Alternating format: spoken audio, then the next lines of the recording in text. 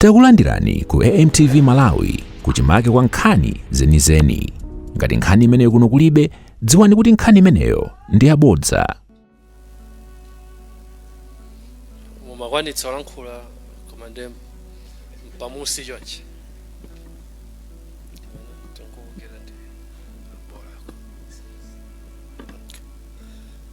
Zikomo kwambiri. Olemekezeka anduna athu, Honorable Moses Kalonga Shawa Kunkuyu, amene muli anduna chizungu tumati communications and digitalization, ntchito zoyang'anira makompyuta ndi ntchito zoyang'anira kuti dziko la Malawi lipita bwanji patsogolo mchigawo chimenechi cha masamba mchezo ndi zina zotero. Bwana Ashish amene muli mkulu woyendetsa bungwe company imene ya Airtel kuno ku Malawi, komanso makosana ena ndi ena amene mwabwera nawo akuluakulu ogwira ntchito ku Airtel amene muli pano. Mwapaderadera ndipereke ulemu kwa akuluakulu amene mwachokera ku bungwe la Macra, amene timakutcha kuti ma board directors. Ndiyambire inu Father Damaseke, komanso inu Director Mala Kawale, inunso Director Stella Chuti, komanso pamapeto pake inu Director Alekeni Menyani. Azimayi ndi azibambo nonse muli pano m'madzulo kuno mwaswerako bwanji? Ya ife ku Macra taswera bwino. Lero ndi tsiku losangalatsa kwambiri chifukwa chakuti ife ngati bungwe la Macra tikuona chipatso chimodzi chimene lero tikuthothola kuti tigawane. Chipatso chimenechi munda umenewu, mtengo umenewu, kwakhala ndithu zaka zingapo zimene takhala tugwirira ntchito limodzi. Kugwirira ntchito limodzi ndikutanthauza kuti ife ngati bungwe la Macra komanso Airtel, komanso pali mabungwe ena amene tugwirira ntchito imeneyi limodzi, monga a Bankers Association, a National Registration Bureau, anzathu a TNM, anzathu a ku Reserve Bank of Malawi, anzathu a ku Financial Intelligence Unit. Tonsefe tumagwirira ntchito limodzi ncholinga chakuti titeteze Amalawi. Titeteze Amalawi pamene akusunga makobidi awo m'mafoni am'manja. Umbanda obera Amalawi ndalama zimene amasunga m'mafoni am'manja ukupitirira patsogolo, ndipo ichi ndi chiopsezo. Ndi chiopsezo chachikulu chifukwa chakuti chimayika Amalawi kuti adzithawa kupita chitsogolo ndi makina a internet, kupita chitsogolo ndi zinthu za digital. Zinthu za digital simungagwiritse ngati palibe njira imene mutha kutumizirana kapena kulipirira zinthu kapena kugula zinthu pogwiritsa ntchito mafoni, komanso kugwiritsa ntchito ndalama zimene zili m'magetsi. Masiku ano pa dziko lonse lapasi anthu akupita zimene chizungu akumazitcha kuti cashless society, kapena madera mmene ndalama zapepala sizikupezeka, koma ndalama zikhale m'makina am'mafoni kapena ndalama zikhale ku mabanki. Kuno ku Malawi kuchokera mchaka cha 2023 kufika chaka cha 2024 taona kuchuluka kwa Malawi ambiri amene akugwiritsa ntchito ndalama za mafoni am'manja. Mu chaka cha 2023 tinalipo anthu 12 million Malawi muno amene tinali ndi ma mobile wallet. Kufikira mu chaka cha 2024 mmene timatseka chaka cha 2024 ma mobile wallet amene akwana 16.2 million. Nemutha kuona kuti miyezi 12 taonjezera ma mobile wallet opyolera 2 million. Awa ndi anthu amene akubwera kudzayamba kugwiritsa ntchito zipangizo zimenezi zoti atukule miyoyo yawo pogwiritsa ntchito njira zamakono zosunga makobidi m'mafoni. Nde aumbandaso nawo atsikira konko. Nde chifukwa yake mukumaona kuti anthu ambiri ife timakhala kuti tulandira ndithu ma SMS amene onena kuti tiye tilowe satanic kapena soya promotion, mwinaso enaso amakamba za Joyce Banda Foundation, enaso amene akumanena kuti mulowe Miracle Church. Aliyense akumatha kulandira zimenezi. Iyi yakhala nkhani imene yakhale kuti sautsa ife aku Macra chifukwa chakuti anthu akamaberedwa ndalama m'mafoni zimapatsa anthu aja chiyembekezo chakuti m'mafoni ndi m'ma internet ndi m'ma computer muli zinthu zoopsa, muli zinthu zoyipa, kotero anthu asagwiritse ntchito zimenezi kuti makobidi awo akumasowa. Ndiye ichi chakhala chinthu chimodzi chimene ife ndi mabungwe amene ndatchulaja takhala tugwirira ntchito limodzi ncholinga chakuti titeteze Amalawi. Pali zinthu zingapo zimene zikuchitika. choyambirira nchakuti nkhani yakalembera wa sim card amene tidalembetsa kale kumbuyoko pakadali pano mwamva kale kuti tikubweranso ndi ndondomeko yatsopano tifufuta zonse zimene mudalembetsa zija tilembetsaso kachikena. Kulembetsa kachikena kumene kukubwerako kwakuti tsopano tilembetsa ndi dzala dzanu, tsopano tilembetsa ndi nkhope yanu, komanso chofunikira kwambiri nchakuti tilembetsa sim card iliyonse komanso handset iliyonse kaya kamose kamene kaja tikalemba ku dzina lako, komanso tilembetsa ku chiphaso cha nzika. Kutanthauzira kwake kwakuti tsopano danga limene lidalipo limene anthu amatha kugwiritsa ntchito masimu card amene adalembetsa mu dzina la anthu ena nkumapanga zinthu zaupo zimene akhala kupangazi, danga limenelo tikulitseka. Cholinga chake nchakuti foni iliyonse imene ikugwiritsidwa ntchito m'Malawi muno, kaya ndi ya Mose, kaya ndi iPhone, kaya ndi Android, kaya ndi Samsung, tidzitha kuidziwa kuti foni iyi mwini wake m'Malawi muno ndi Daud Suleman. Daud Suleman chanzika chake ID yake ndi iyi. Ncholinga chakuti ngati chitachitike china chake chachipongwe, ngati chitachitike china chake chakuba kudzera mu foni imeneja, ife tidzatha kulondoloza kuti mwini wake wa foni ndi wakuti. Pakadali pano padali danga pamene amatha kugwiritsa ntchito anthu ena ndi ena oti akumatha kulembetsa masimu card ambiri. China chimene chikupangika nchakuti tsopano lako limene lili ku NRB tsopano tikuyika mulingo umene sungapitilire kulembetsa masimu card. Pakadali pano ndikhulupirira kuti tagwirizanano kuti tili pa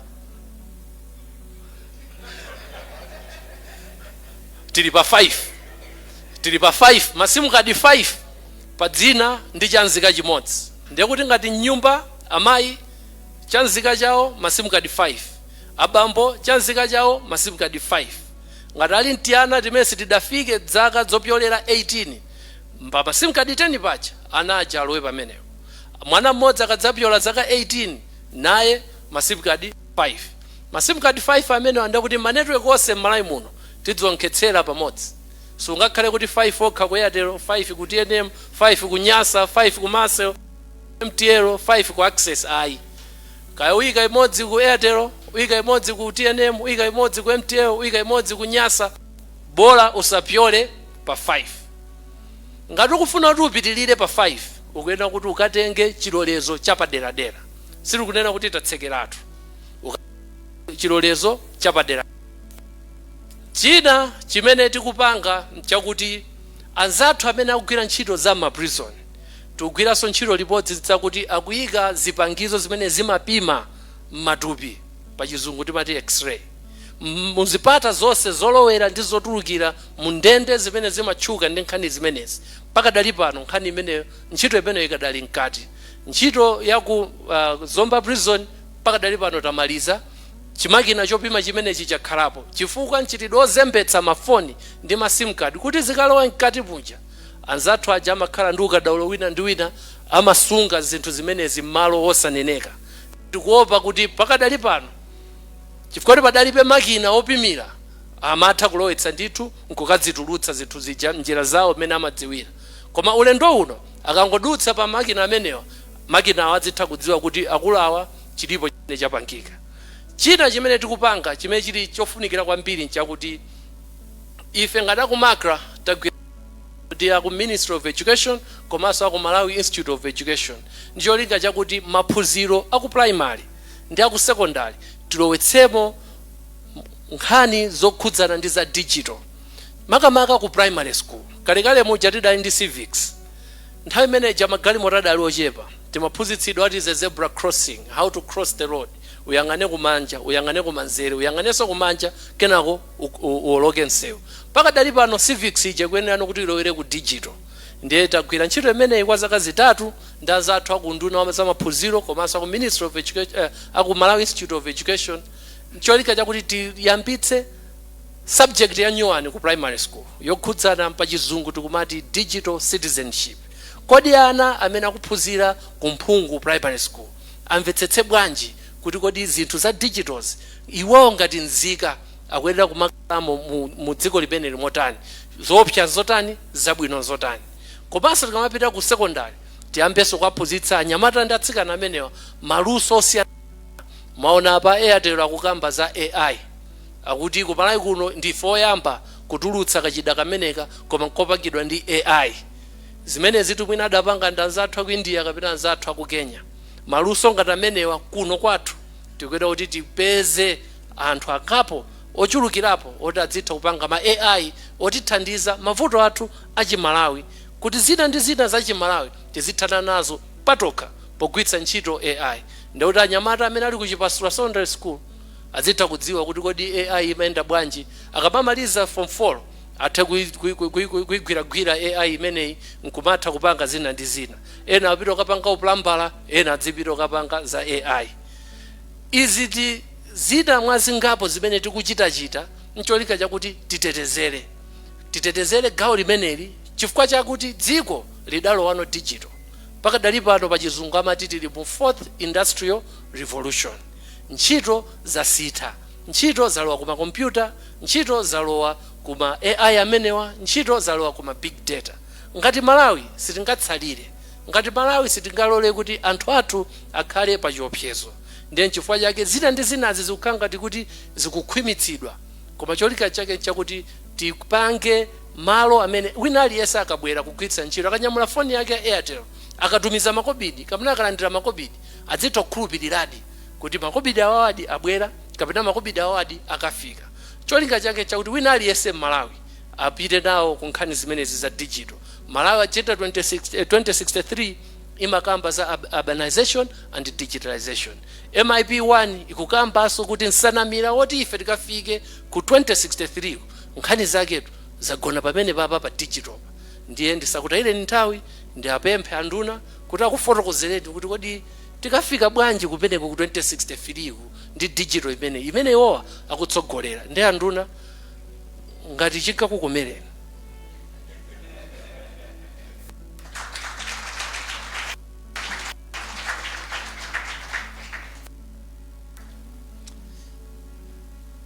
Good evening.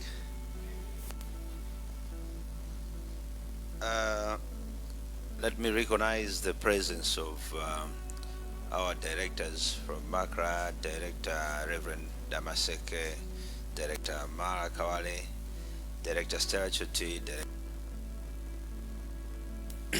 the Director General of Macra and all Macra staff present here, Mr. Shish, the head of Airtel in Malawi, and all officials from Airtel. Ladies and gentlemen, it is an honor and a privilege for me to join you here tonight at the unveiling or the launch of this innovation developed by Airtel.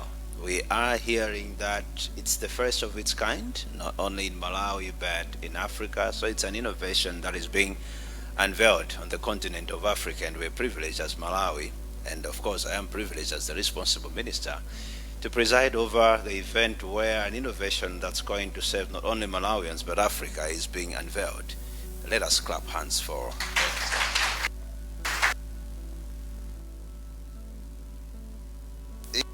where connectivity defines opportunity, the backbone of our economies, our education system, and our public services. Cyber threats, particularly spam, phishing, and fraud, are not just nuisances. They are real dangers that erode trust, compromise privacy, and hinder digital progress. That is why today's launch is so important. Airtel Malawi has demonstrated not only technical ingenuity, but also civic responsibility by developing a service that proactively alerts users to potential spam and malicious content. This is innovation with purpose, technology that protects, empowers, and uplifts. As government, we recognize that digital security is not a luxury, it is a necessity. In our quest to build a resilient digital economy, we are strengthening our cybersecurity frameworks to protect our infrastructure, our institutions, and most importantly, our citizens. We are implementing key policies such as the E-Transactions and Cybersecurity Act, the Data Protection Act, which was enacted in 2024, and it has also led to the establishment of the Data Protection Office. We are also enhancing the capacity of our Malawi computer emergency response teams and developing sector-wide guidelines to ensure that every Malawian can participate safely in the digital space.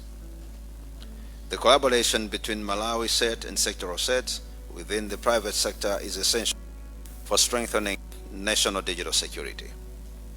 By working together, these entities can share real-time threat intelligence, coordinate rapid response to cyber incidents, and establish common protocols that enhance the resilience of both public and private digital infrastructure.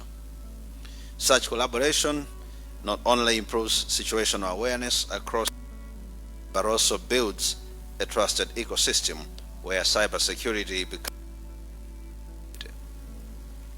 The government of Malawi is set to launch its second national data center, a major milestone in strengthening our digital infrastructure.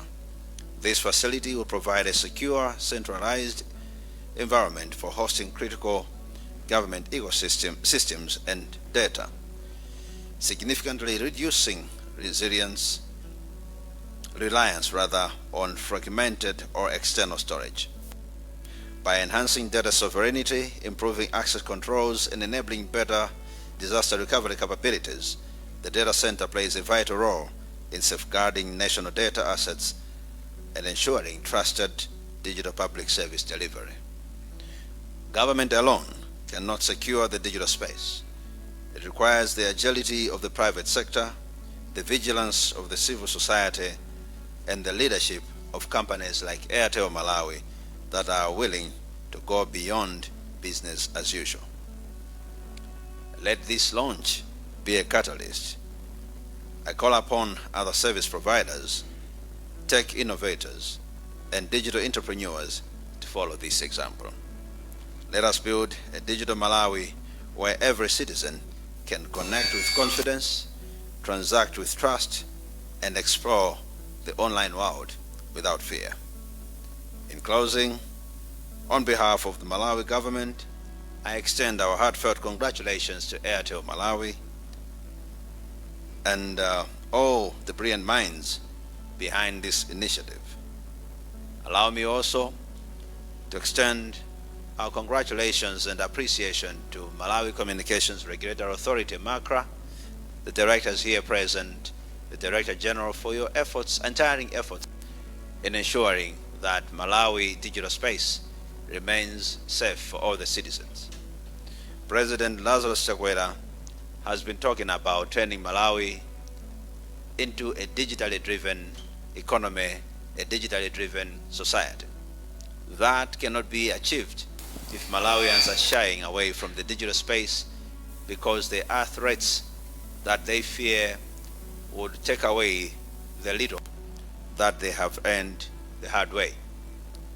So Macra, all those initiatives we are hearing here, knowing that there are some that are preferring being in prison today. Bola wakhala kundende, fati akhala kundende, tumaka panga malonda, nkumabira wantu. Abusa wena, osara abusa ina. Anandimbira foni, olemekezeka ndatumiza ndalama ija. Mwatumiza abusa, tsono cha 10 cha yambo chokera ukomabwera kuno. Malomoli chokere kuno pita, akuti ndatumiza, ndati zingata akuti 80,000, ndati yachani. Akuti pacha munati nditumize ndalama. Yachani, kuti simonena kuti yafika paselo yanga. Nde pakufunika 80,000 chifukwa chakuti 120 mundilipirira inuyo. Abusa, ineyo sine agent, sindi kudziwa zili zonse, sindi naende uchokera ku John, sindi nyamule pasulo yanu. Kumva kuserikwa kuti mbusayo apapa wagwangalisana komoke ni mwaye. Koma imandikhalira example kwambiri chifukwa chakuti this gentleman, I could feel kuti wasweka over the phone. and I could tell kuti that 80,000 inapezekanso movutikira, koma someone somewhere anasangalala kuti tayiphula yatheka, tambera wina wake. So these guys alipo ali mundende zathu. Kunena zoti mukayambe kwachita chipikisheni chimenecho mundendemo, munafotokozera bwino kwambiri, nkhale kuti ndikufuna ndikufunsani pambali kuthekera kwacho unika chimenechi, potengera kuti kasimu kadi kakang'ono makamaka masiku ano kaja nkakang'ono, malobi amene manena awo tikhoza kwana tingapo kuti kodi kuunika kumeneko zitheka nkumatipeza timenechi chifukwa makosanawa akupangadi ndalama. Amandisangalatsa akakhala kuti yalakwa amadzangu ambotukwana basi, amangotukwana koma ena ake ndodzichepetsa kwambiri, amati akatukwana amadzati ako mapezereni ina yake koma those innovations zikufunika kwambiri because zimaoneka ngati zophweka oberedwa akaberedwa 10,000 5,000, koma anthu akuluza ndalama zambiri, and you see people still holding on to hard cash. Munthu akumudza kumaona kuti akati ndalama panopo agulitsa chimanga, agulitsa chani foja, koma akuti ndalama ndiye kuti zikati ndalama zisunge nyumba zimene sizili njira za safe. So Macra and your team, you are making the president proud by continuously coming up with such innovations, and with the partnering that you're having with players like Airtel Malawi. This is the way of taking Malawi to that digital future. And wapempha dopa kusunga ndalama tsopano tikhozo mati zikuta. Ena onse amene mukupanga za mafoni ku Malawi makastomala akayamba kuthawani osanena wina wakhwima, nanonso pezani njira zokupeza ndalama zawo kuti they feel safe. Thank you very much. Thank you very much. Have a blessed. Osayiwala kupanga subscribe ku channel ya AMTV Malawi.